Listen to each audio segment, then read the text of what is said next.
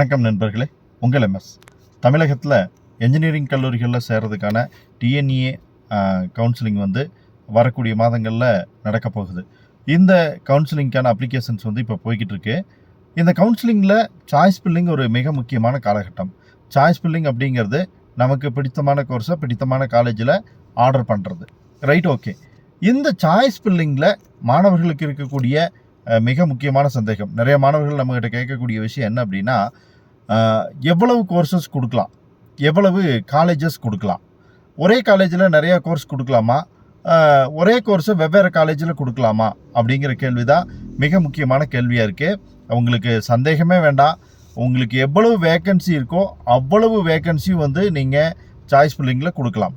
அதாவது இப்போது நீங்கள் ரவுண்ட் 1 போகிறீங்க, கிட்டத்தட்ட 1,60,60,000 சாய்ஸ் லிஸ்ட் இருக்குன்னா நீங்கள் 1,60,60,000 கூட கொடுக்கலாம்.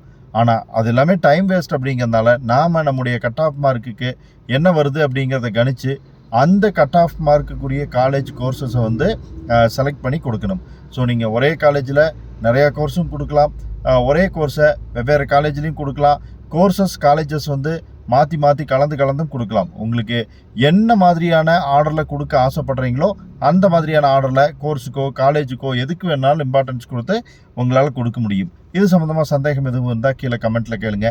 வீடியோ பிடிச்சிருந்தால் லைக் பண்ணி சேனலை சப்ஸ்கிரைப் பண்ணுங்கள். Bye friends.